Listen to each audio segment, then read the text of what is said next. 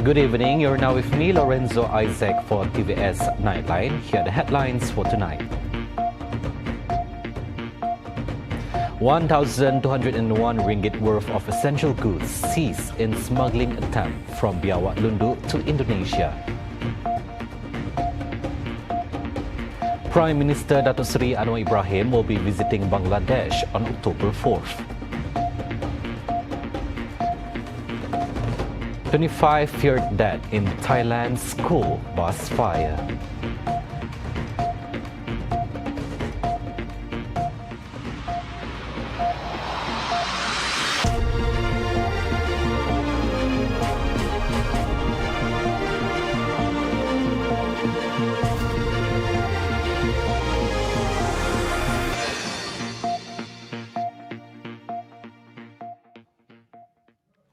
Parti Pesaka Bumiputra Bersatu PBB is set to hold its 16th General Assembly by the end of January or early February next year. According to the party Secretary General Datuk Seri Alexander Nantalinggi, the assembly will revolve around the theme PBB, Pillar of Stability, Progress and Sustainability. Jadi buat masa sekarang dalam pelaksanaan ataupun perjalanan adalah ranting-ranting di seluruh 82 cawangan parti sedang berjalan. Jadi setakat ini dalam rekod hanya sebuah cawangan sudah juga menyempurnakan mesyuarat cawangan.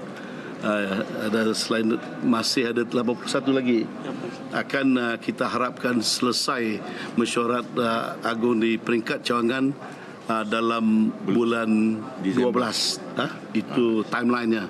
He told this to reporters after the PBB Supreme Council meeting chaired by PBB President Datuk Patinggi Dan Sri Abang Johari Tun Openg at Borneo Convention Centre Kuching, BCCK on Monday. The 82 branches have been divided into 4 zones to facilitate this coordination, with Senior Vice President Datuk Sri Fadilah Yusof overseeing the Southern Zone, Deputy President Datuk Amar Douglas Ukahambas managing the Betong Zone, Nanta himself for the Central Zone, and Deputy President Datuk Amar Awang Tengah Ali Hassan handling the Northern Zone. Nanta, who is also the Minister of Works, noted that the next year's assembly will include elections for the party's leadership for the upcoming term. When asked about potential contests for party positions, he revealed that it will depend on the nominations received. At least 225 people have been killed in devastating monsoon floods that swept through Nepal over the weekend, sparking criticism from survivors who said government relief efforts have been slow and insufficient. Experts warn that floods and landslides have worsened due to the climate change. In Kathmandu, entire neighborhoods were submerged, while remote villages in the Himalayan region remain cut off and are still waiting for aid.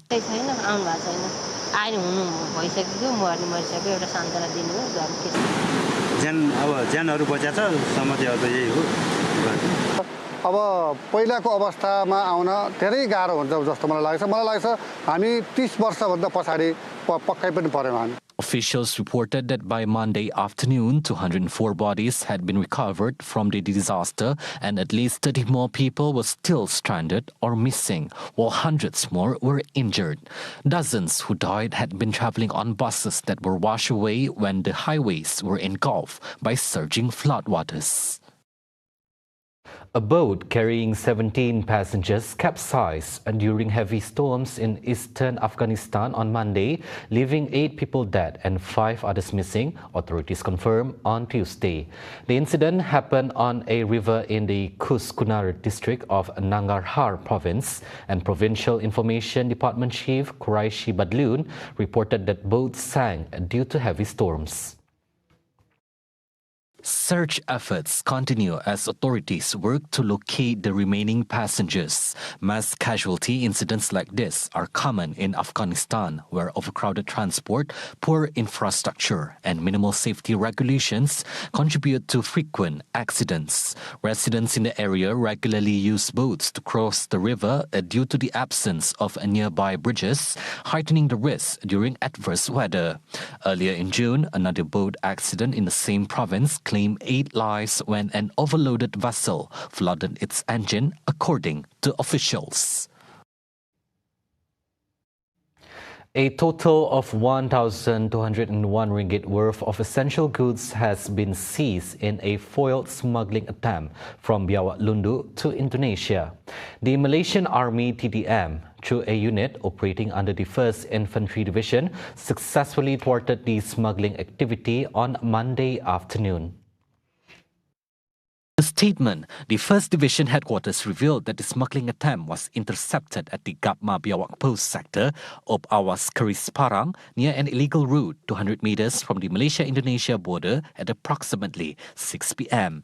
TDM and the Indonesian Army personnel conducting patrols in the area discovered a pile of goods covered with a blue canvas outside an abandoned house. Upon inspection, the team found 170 packets of cooking oil, 120 packets of sugar, and 10 bags of locally produced rice. A police report has been filed at the Lundu police station and the confiscated goods have been handed over to customs authorities for further action.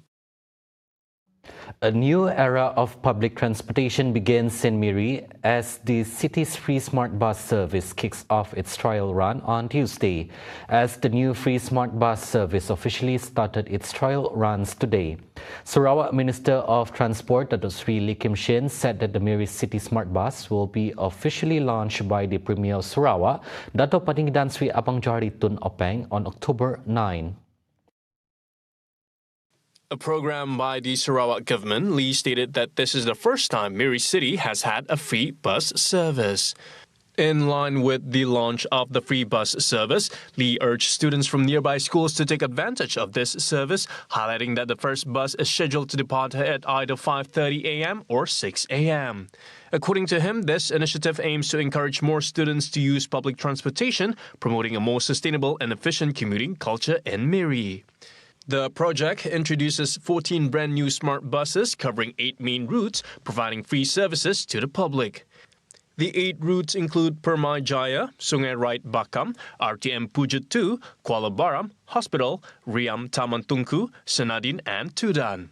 The smart bus is also equipped with tracking devices that allow the public to monitor bus schedules and real-time locations through a mobile app, which is expected to be launched after the official date. Once operational, the mobile app will enable passengers to easily check bus arrival times and current locations, ensuring they can plan their journeys more efficiently. The introduction of this technology reflects a commitment to modernizing public transportation in Miri and providing comfortable services for all users. Bursa Malaysia Berhad, TNG Digital Sendirian Berhad and Affin Hwang Investment Bank Berhad aim to attract 100,000 new investors in the first year of the e-Trade launch, a pioneering equity trading feature via the TNG e-wallet. CEO of Affin Hwang, Nurul Jasmi Muhammad Nasir, said that the partnership with 2 of Malaysia's leading institutions provide investors with a user-friendly trading platform, real-time data, and responsive customer support services. This platform will enable investors to seamlessly invest and monitor their investment portfolios in a single app, with a friendly user experience and robust security measure to ensure a peace of mind.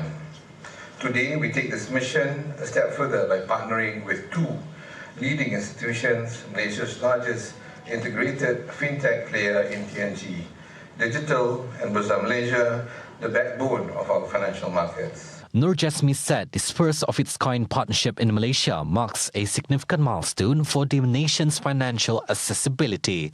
Meanwhile, TNG Digital CEO Alan Nee mentioned that the TNG e-wallet already serves over 21 million users in Malaysia on a daily basis. With the introduction of e-Trade, it provides greater access to a variety of investment opportunities, enhancing financial empowerment and encouraging wider participation in the stock market. We are together to achieve one single purpose: financial inclusion. Stock trading is one of the more sophisticated financial services. Normally, only the rich people and elites actually doing this business. But it does not have to be. with the digital platform, with this partnership, we hope we can bring these financial services to the masses, to the general public, and also to the retail investors. Petroleum Nasional Berhad Petronas, through its Malaysia Petroleum Management MPM unit, has signed a 5-year gas sales agreement with Sabah Electricity Sendirian Berhad SESB to supply 16 million standard cubic feet of gas per day for power generation in Sabah and Labuan. The agreement, inked on June 30th, 2024, ensures a stable and sustainable energy supply for the region. This collaboration highlights both parties' commitment to efficient energy solutions, supporting Sabah's socio-economic development while aligning with Petronas' broader strategy of promoting sustainable growth and advancing low-emission operations. MPM Senior Vice President Dato' Bacho Pilong emphasized the partnership's role in securing a sustainable energy future for Sabah, while SESB CEO Muhammad Yaakob Jaafar noted its importance in meeting the state's growing energy needs.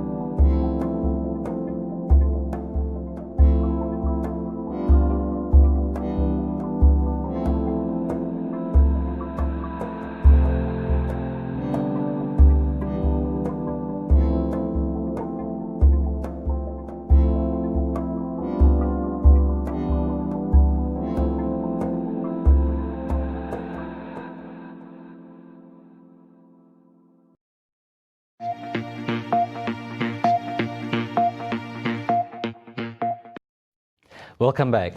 Prime Minister Datuk Seri Anwar Ibrahim is scheduled to visit Bangladesh on October 4th, aiming to take the relationship between Malaysia and Bangladesh to the next level. The visit, among others, will focus on exploring new areas of cooperation and reinforcing bilateral ties across various sectors. Additionally, discussions are expected to touch on the Rohingya crisis, with Malaysia set to assume the ASEAN chairmanship in 2025. The visit follows an invitation extended by Bangladesh Chief Advisor Professor Muhammad Yunus back in August as part of efforts to further solidify the long-standing relationship between the two countries. Malaysia is currently the 8th largest investor in Bangladesh, and both countries are eager to expand their partnership, especially in education and investment.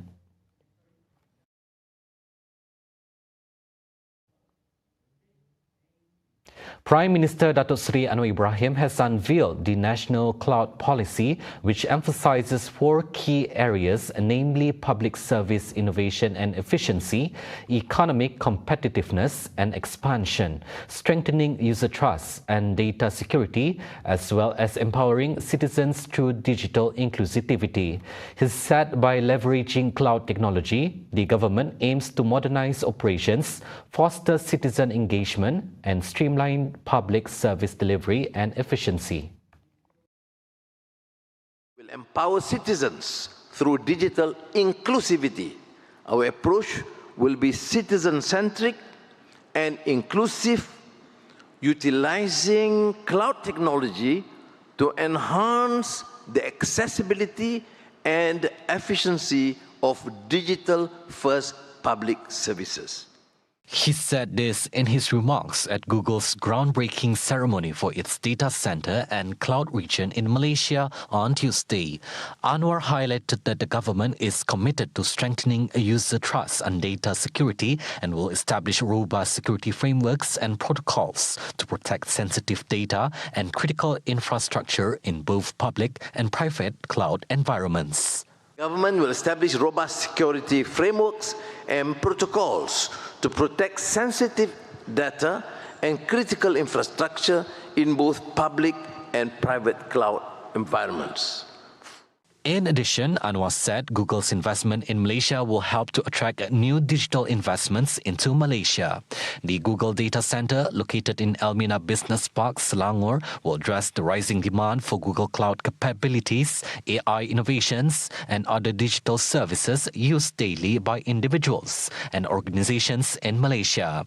Google's investment is expected to generate over $3.2 billion, 13.3 billion ringgit in economic impact and create 26,500 jobs by 2030. In similar matter, Prime Minister Datuk Seri Anwar Ibrahim said Malaysia aims to complete its Artificial Intelligence AI Technology Action Plan within the next 12 months or even sooner. When I say 12 months, this was a suggestion by the ministers. To me, there's no reason why you need to wait for 12 months. You should be able to complete in 6 months. Anwar said the government would also expedite AI adoption across key sectors in Malaysia, emphasizing that embracing this technology would help government agencies optimize processes, reduce costs, and serve the people better.